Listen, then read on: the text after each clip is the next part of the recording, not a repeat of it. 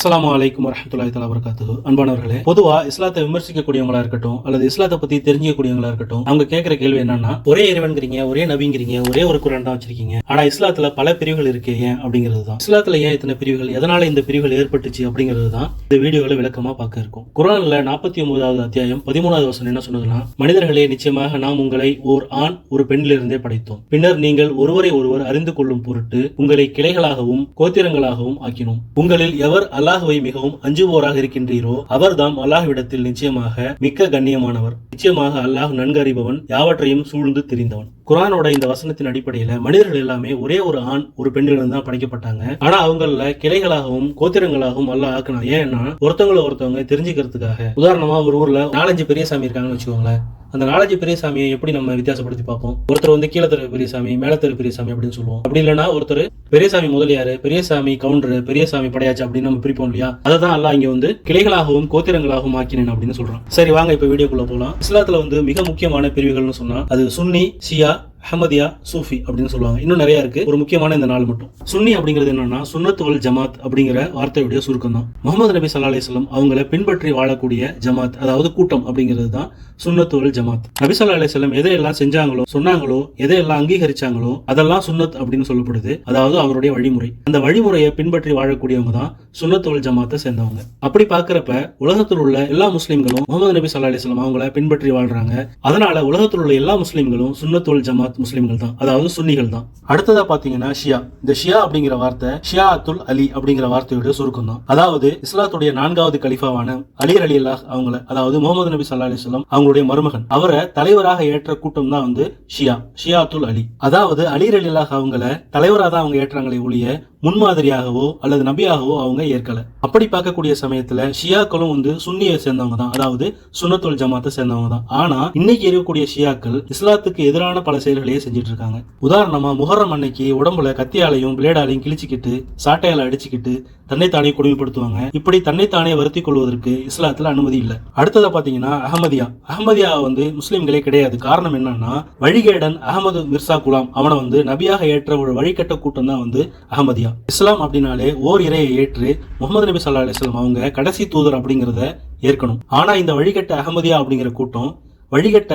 அகமது மிர்சா குலாம் அவனை நபியாக ஏற்றிருக்காங்க. அந்த வகையில பாக்குறப்ப இந்த அஹமதியா அப்படிங்கிற கூட்டம் இஸ்லாத்துக்கு முற்றிலும் எதிரான கூட்டம். அடுத்தது பாத்தீங்கன்னா சூஃபி அப்படின்னு சொல்லுவாங்க. சூஃபிசம் இறைவன் மீது அதிகமான பற்று கொண்டு அதிகமாக இறை தியானத்துல இறை நினைப்புல தன்னுடைய நேரங்களை செலவழிக்கக்கூடியவங்க தான் சூஃபி. எந்த வகையை சேர்ந்தவங்களா இருந்தாலும் இஸ்லாத்தை உண்மையா பின்பற்றினா மட்டும்தான் அவங்களுக்கு வெற்றி கிடைக்குமே தவிர ஏதோ ஒரு பிரிவுல இருந்ததால இவங்க வழிகட்டு போயிட்டாங்க அல்லது சுன்னத் வல் ஜமாத்ல இருக்கிறதால இவங்களுக்கு எல்லாமே கிடைச்சிரும் அல்லது வெற்றி கிடைச்சிரும் அப்படின்னு இஸ்லாம் சொல்லவே இல்லை. அததான் இந்த 49வது அத்தியாயம் 13வது வசனத்தில் கூட அல்லாஹ் என்ன சொல்றான்னா, உங்களில் எவர் அல்லாஹ்வை மிகவும் அஞ்சுபவராக இருக்கின்றாரோ அவர்தாம் அல்லாஹ்விடத்தில் நிச்சயமாக மிக்க கண்ணியமானவர் அப்படின்னு. அடுத்ததா பாத்தீங்கன்னா இஸ்லாத்துல 4 பிரிவுகள் இருக்கு. அந்த 4 பிரிவுகள் மார்க்க அறிஞர்களுடைய பேர்ல தான் அந்த 4 பிரிவுகளும் இருக்கு. ஹனஃபி, ஷாஃபி, மாலிகி, ஹன்பலி, இந்த 4 தான் அந்த பிரிவுகளுடைய பேரு. குர்ஆன் மற்றும் ஹதீஸ்களை சட்டத்திட்டங்களா வகுத்து எளிய மக்களுக்கும் புரியும் விதத்துல இஸ்லாமிய சட்டங்களை தொகுத்து கொடுத்தவங்க தான் இந்த 4 இமாம்கள். இவங்களை ஸ்காலர் அப்படின்னு சொல்லலாம். அபூ ஹனீஃபா ரஹ்மத்துல்லாஹி அலைஹி அவங்களை பின்பற்றக்கூடிய, அதாவது வழிமுறை, அவங்கள ஹனஃபி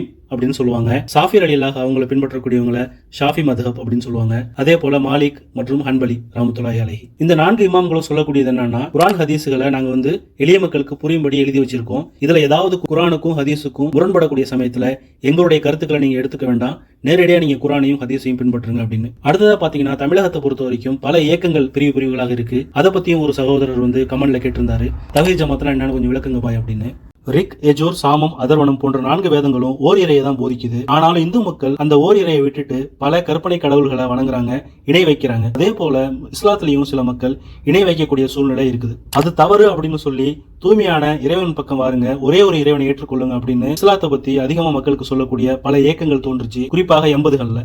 அந்த இயக்கங்களுக்கு பேரு தௌஹீத் இயக்கங்கள் அப்படின்னு சொல்றாங்க. முதல்ல தோன்றியது ஜமியத்து அஹ்லில் குர்ஆன் வல் ஹதீஸ். அதுல இருந்து தமிழ்நாடு முஸ்லிம் முன்னேற்ற கழகம் அப்படிங்கிற ஒரு அமைப்பு தனியாக பிரிஞ்சு வந்துச்சு. தமுமுகவை சேர்ந்த தலைவர்கள்ல முக்கியமான 2 பேரு ஜவாஹிருல்லா மற்றும் பி ஜைனுலாப்தீன். அரசியல் வேணும் அப்படின்னு தமுமுகவில் இருந்துட்டாரு ஜவாஹிருல்லா.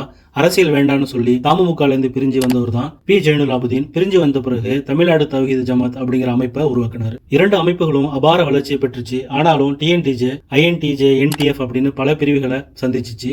அதே போல தமுமுகவும் மாமக அப்படிங்கிற ஒரு கட்சியை உருவாக்குச்சு. மனிதநேய மக்கள் கட்சின்னு உருவானதுக்கு அப்புறம் அதுல இருந்து தமிமுன் அன்சாரி மனிதநேய ஜனநாயக மக்கள் கட்சி அப்படின்னு பிரிஞ்சு போயிட்டாரு. அதே போல இஸ்லாத்தின் மீது வைக்கப்படக்கூடிய மிகப்பெரிய குற்றச்சாட்டு இஸ்லாத்திலும் ஜாதி. பார்ப்பன இந்து மதத்தை பொறுத்த வரைக்கும் 4 வர்ணங்களை நானே படைத்தேன் அப்படின்னு சொல்லக்கூடிய கட்டுக்கதைகள் இங்க இல்ல. பார்ப்பனர்கள் இந்த கட்டுக்கதைகளை எழுதி வச்சுட்டு இது இறைவன் கொடுத்தான் அப்படின்னு சொல்லக்கூடிய சூழ்நிலையும் இஸ்லாத்துல இல்ல.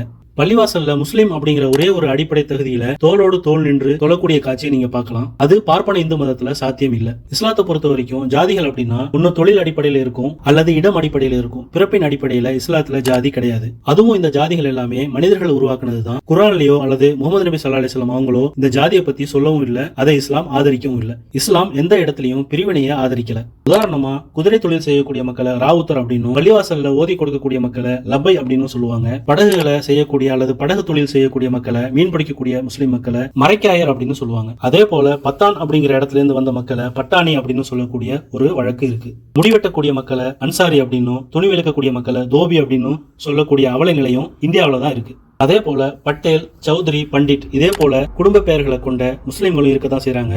இந்த பட்டேல், சௌத்ரி, பண்டிட் இவங்கெல்லாம் அதிகமான இந்துக்களா தான் இருக்காங்க. ஆனா அந்த குடும்பத்தில இருந்து இஸ்லாத்துக்கு வந்த மக்கள் தங்களுடைய குடும்ப பெயரை விட்டு விடல.